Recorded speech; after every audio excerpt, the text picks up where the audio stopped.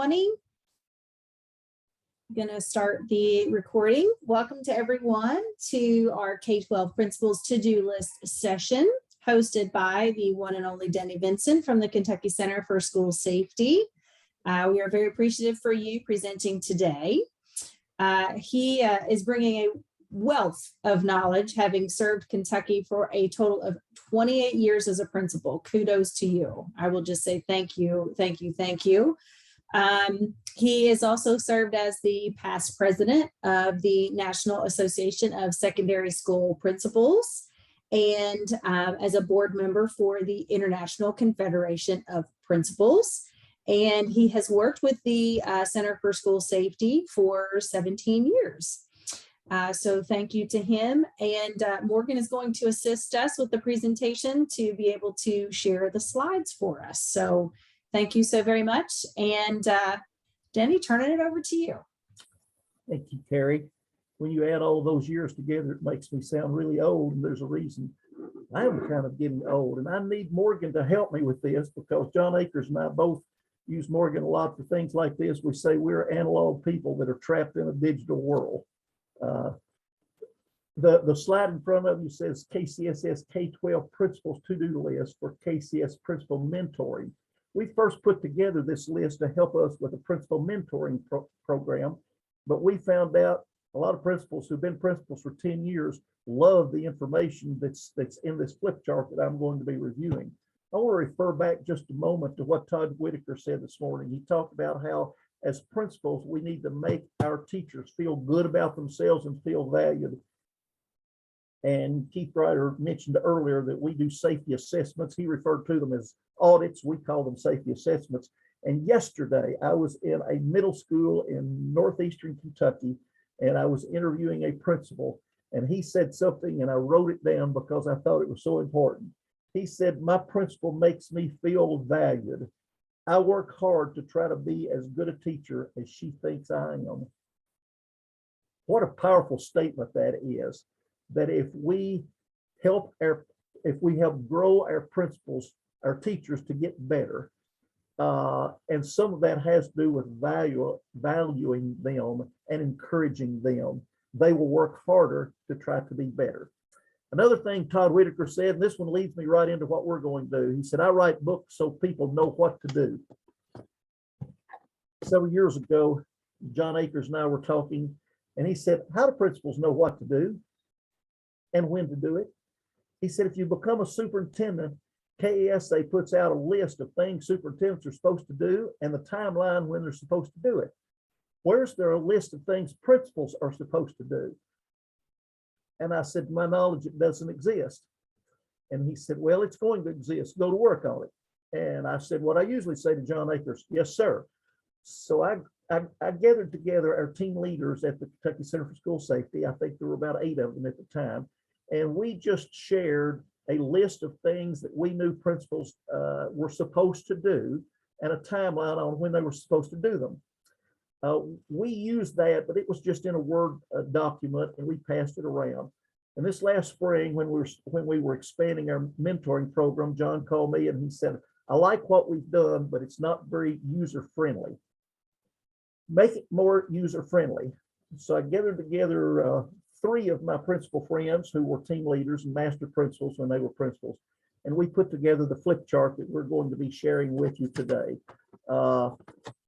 It's just a list of things on what principals are supposed to do and when they're supposed to do them, and it divides it into 4 categories. Morgan, if you could flip the slide there, please.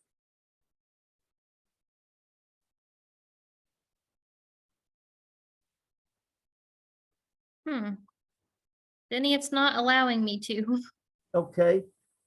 Carrie, Hang on on. your end, can you allow her to flip the chart there?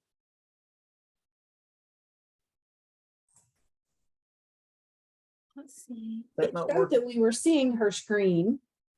So Morgan, you were sharing. There we go. There we go. Okay, I may have to do it like this, Denny. In presentation mode, it's not allowing me to flip through them. Okay, going down a little bit to slide 3 there. This is just a statement I heard at a meeting one time, and I want to tell principals substitute the word school for classroom and substitute the word principal for teacher. This is a German scientist who says, I've come to the frightening conclusion that I am the deciding element in the classroom, in the school. It is my personal approach that creates the climate. It is my daily mood that makes the weather. As a teacher, as a principal, I possess a tremendous power to make a person's life miserable or joyous. I can be a tool of torture or an instrument of inspiration. I can humiliate or humor, hurt or heal. In all situations, it is my response that decides whether a crisis will be escalated or de-escalated and a person humanized or dehumanized. What a powerful statement. That was Ham Goodnoid, a German educator who said that. And then the next slide is a tribute to John Akers, but it's also a tribute to all you principals out there. John C. Maxwell published a book called The 21 Irrefutable Laws of Leadership, one of my favorite books. If you don't have a copy of it, grab a copy. But one of his laws was the law of navigation, where he said anyone can steer the ship, but it takes a leader to chart the course. That's what you are as a principal. You should be the leader that is charting the course. And John Akers does that with the Kentucky Center for School Safety. He's a vision person, and he had a vision for developing a flip chart to help principals know what to do and when to do it. This flip chart is made up of 4 different categories, and it does it by month. And I'm not going to go over the entire year of things that a principal should do. I'm going to go over some of the things in the first month until our time starts running out. But we divided this into 4 different categories. Number 1, tasks that are required by Kentucky revised statutes. There are 25 of those, and they are in bold black in your flip chart. I hope you have a copy of the flip chart. When we got it done, John liked it. He had 4,000 copies of it printed and sent it to every school in the state of Kentucky. So every principal should have a copy somewhere, and every assistant principal should have a copy of it. If you do not, I'm going to tell you at the end of the presentation where you can go and find a copy, or if you want a hard copy, you can do that. Number 2 on that list are tasks that deal with safety issues. There are 15 of those. We put those in red. Number 3, tasks that deal with academic issues. There are 9 of those. We put those in green. And number 4 were tasks that deal with operations. There are 75 of those, and we put those in blue. So let's look at some of those and see, what are we supposed to be doing in the first month? Remember, we established this at first. We wrote this for brand new principals. What does a new principal need to do by July the 31st? Okay, let's look at those first 3. Review and revise the school's emergency operation plan. Allow first responders to review and offer suggestions. This is a requirement in law. You need to get your leadership team together, review the plan if you already have one, write one if you don't have one, allow your first responders to take a look at it and make suggestions to it. The next one down says develop and adhere to practices to control the main entrance of the school with electronically locking doors, a camera, and an intercom system. When I go to do safety assessments in schools, I did one yesterday, I'm doing another one tomorrow. Both of those are in northeastern Kentucky, and then next week I'm traveling west. I go down to Marshall County. I would like for all of you to have a script for your gatekeeper. The law says they need to ask them the purpose of their visit before they let them in that first door. And we like for them to all have a security vestibule with 2 locked doors. But when they come to the school, have your gatekeeper just say, and I'm going to use my old school in Muhlenberg County, Muhlenberg North High School. Have your gatekeeper say, welcome to Muhlenberg North High School. How may I help you? While the visitor is answering that question, that gatekeeper is looking at them very carefully. Do they have a weapon? Do they look like they might be intoxicated or on drugs? Do they look like they may be angry? They're looking for red flags, and if any of those red flags show up, they do not push that button and let them in that first door. They say, someone will be out to talk with you in just a minute. And they send the SRO, the principal or assistant principal, outside to talk to the person, and they do not let them in. So that's the purpose of the law in asking people the purpose, give them some time. You're looking at them in the camera. Then once they're okay, you allow them in the front door. We would prefer that they have a transaction window. So if they're just bringing something for their child, they're bringing lunch money, they're bringing a book they left, they can do that through a transaction window so they do not get into the school. But that part's not a part of the law. The law just says develop and adhere to practices to control the main entrance of the school with electronically locking doors, a camera, and an intercom system. The next one down says require all visitors to report to the front office of the building, provide valid identification, and state the purpose of the visit. The identification, everybody should show that. I'm in line at a school behind a parent, and the parent pushes the button, and the gatekeeper says, "Hi, Shirley, come on in." But when I get there, the gatekeeper says, "What's the purpose of your visit? You're going to have to show identification." Well, how come she didn't have to do that? Do the same thing for everyone who's coming into your building. Ask for identification for everybody. Most of the schools are doing that now. Require all visitors to report to the front office, provide valid identification, and state the purpose of the visit. There's another really good reason to do that. It is the law in the state of Kentucky. Follow the law. All right, let's go to the next slide. Ensure a visitor's badge to be visibly displayed on the visitor's outer garment. Every visitor in your building should wear a visitor's tag. Teach your teachers, if they see someone in the building that's not a staff member there and they do not have a visitor tag, just to walk up to them and say, "May I help you?" And they're usually going to say, "Well, I'm looking for so-and-so." "Well, I see you don't have a visitor's tag. Let's go back to the office and make sure you get checked in properly." The next one says, ensure all classroom doors are equipped with hardware that allows the door to be locked from the outside, but open from the inside. After the tragedy in Texas, someone at my church said, "If you were working in Texas and had a chance to work with those people, would it have made a difference?" And I said, if they had listened to me, it would have, because when we go into schools, we look to see, are all of the external doors locked? And we even have a buildings and ground person who will go out the door to make sure it latches when it closes. Yesterday in the school we were there, we found one door did not latch. So we had the principal immediately notify maintenance to work on that door so that it latches. Well, that's what happened in Texas. A teacher went out, and when she came back in, the door didn't latch. That allowed the shooter to get in the building. Ensure all classroom doors are equipped with hardware. My understanding is they had a door in that school that the lock was a malfunctioning lock and they hadn't fixed it. So the shooter got into the classroom, and we know what happened there. That's the purpose of the law in the state of Kentucky. The next one down says, ensure the classroom doors with windows are equipped with a material to quickly cover the window during a building lockdown. Folks, I only know of one instance where a staff member or a student was harmed when they were inside a locked classroom. In the state of Kentucky, we say you need to have material that you can quickly cover the window. The only person that's been hurt in a locked classroom was in Florida, where the shooter was walking down the hall. They had taught their kids to barricade the door. Don't particularly think there's a need to barricade the door. Shooters don't try to get into locked classrooms. They want to do the most damage they can in the shortest period of time. When they put their hand on a door handle and it's locked, they go to another one and another one and another one, looking for one that's unlocked.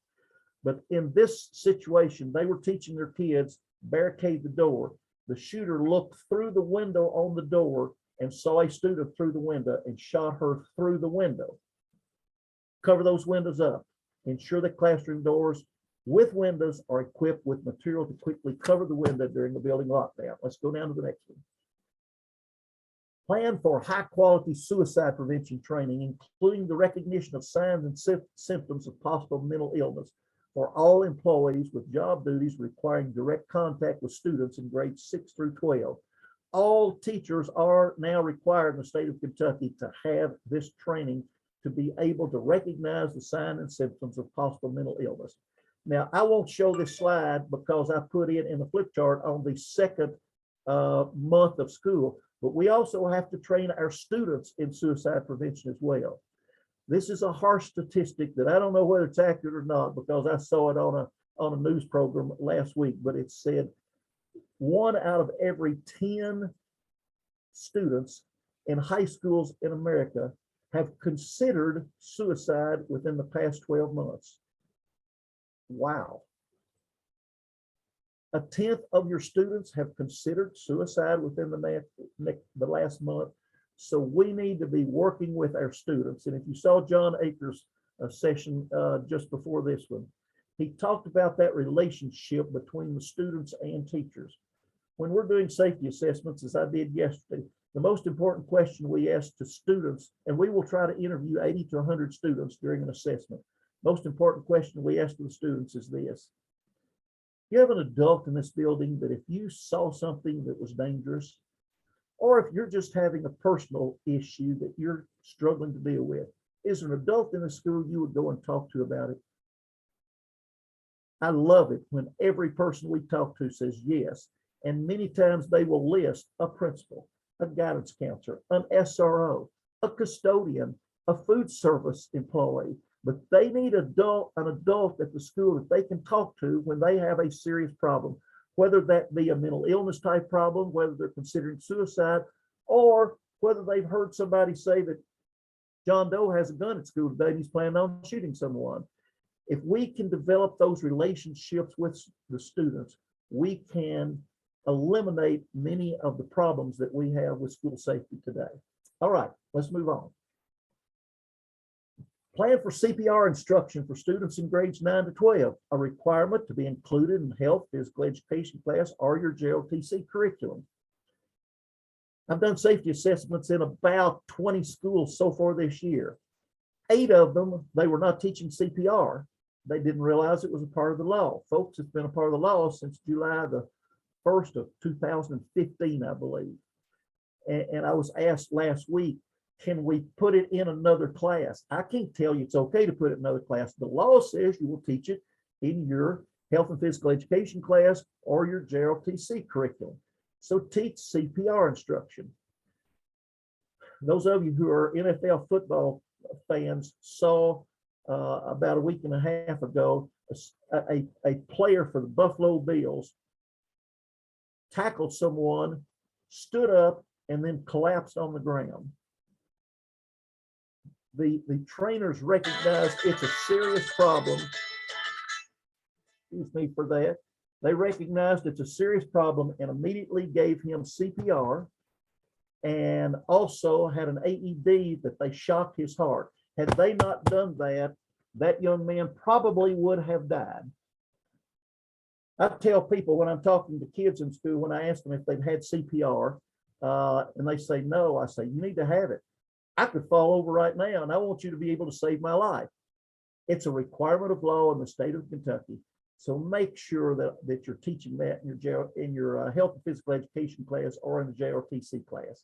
The next one says, in cooperation with the district school safety coordinator, establish a multidisciplinary threat assessment team, establish assessment procedures, and follow training for all stakeholders. This is a part of the law now. Every school has to have a threat assessment team. So if they recognize a student that might be a threat, they get the information and try to take care of that. The next one says, ensure the completion of the school security risk assessment for the previous year and submit it to the district SSC, the school safety coordinator, no later than the 15th of July. It really needs to be done a little bit earlier because the superintendent has to notify the Department of Education by July the 15th that the security risk assessment has been done and they've submitted that to the state. Make sure you get that done, principals. The next one. Ensure the establishment of primary and secondary evacuations routes for all rooms located within the school and post the routes in each room by any doorway used for evacuation, both primary and secondary. Why do we need that? If there's a fire in the building, the fire may be where your primary evacuation route is, so have a secondary route there. By the way, in your fire drills, this is not a part of the law. I'm going to throw in something here. Our recommendation is that you talk with your fire marshal in your local district and you ask for permission to pause if the fire alarm goes off. Some of the school shootings that we've had, a shooter got a fire alarm pulled and then started shooting kids as they came out of the building. So our best recommendation to you, with permission from your local fire marshal, is when the fire alarm goes off, Everybody goes into lockdown for a period of no more than 3 minutes while the principal is checking to see, is there a fire? Or could that be someone who pulled the fire alarm that wants kids out of the rooms? Then you make the announcement, evacuate the building if it's a fire, or you make the announcement, and if you evacuate the building, you can count it as one of your fire drills. You're required to have 10 fire drills during the year. Just a suggestion. That's not a part of the law now. The law just says you have to have those primary and secondary routes there. Next is invite your local responders to tour your building at least once a year to review the school's safety practices and procedures. They can see some things that you might not be able to see. Let your fire people come in when you're having a fire drill. Let your police officers come in when you're having a lockdown drill. Let your emergency manager come in when you're having a tornado drill. When I was a high school principal, and I was a principal altogether. I was in a K-12 building for 11 years and then a high school for altogether, when you add them all together, 28 years. When I had a tornado drill, I lined my kids up all the way from one end of the hall to the other. And then I saw the video of the custodians down in McGoffin County when the tornado went through, and they were standing fairly close to a door, and the tornado jerked the outside door open, and they weren't right at the door. They were back on the other side of the door, and it sucked one of them right toward the door. He hit a stairwell, broke some of his ribs, but probably saved his life. Had I been inviting local responders into my building, they probably could have told me, do not get your kids within 15 feet or so of that door, because if a tornado comes through and jerks that door open, it could take those kids right out and they could be dead. So let your local responders come in and view some of your safety issues.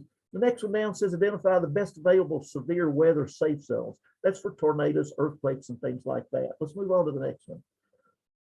Principals should obtain a copy of the state school security risk assessment tool from the school district school safety coordinator and be familiar with this document before the regional compliance officer from the office of the state school security marshal's office conducts the annual unannounced state mandated risk assessment. I call Ben Wilcox folks, this is a joke, folks. I call Ben Wilcox folks the bad guys, and we're the good guys.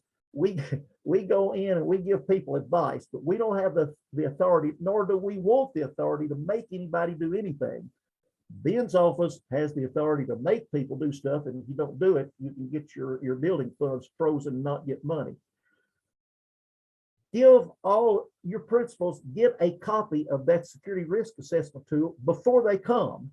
Make sure everything is checked off. I used to have principals, when I would give them a copy of it, they'd say, well, this is a cheat sheet. They want you to have that cheat sheet and check it off. When they come in, as they will every year, and you pull out the sheet and show you've got them checked off, they're not going to be in your building very long. But if you don't have a clue what's on that sheet, it's going to take them a while. The next one down says become familiar with the requirements of the School Safety and Resiliency Act. John pointed that one out this morning when he was talking to everyone. If you don't know about it, get a copy of it, learn it. Let's move on. Slide 14. Train receptionists and others in access control and visitor protocol, including a script for gatekeepers. I've already talked about that one. Prepare and determine dissemination procedures for parent reunification plan. Your parents need to know in an emergency, please do not come to school. You can mess up, there can be so much traffic, the first responders may not be able to get in.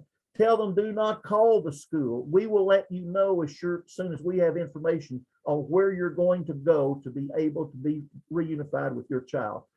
Get a plan together, let them know about it. John mentioned to you, Pulaski County has a little brochure they give all their parents.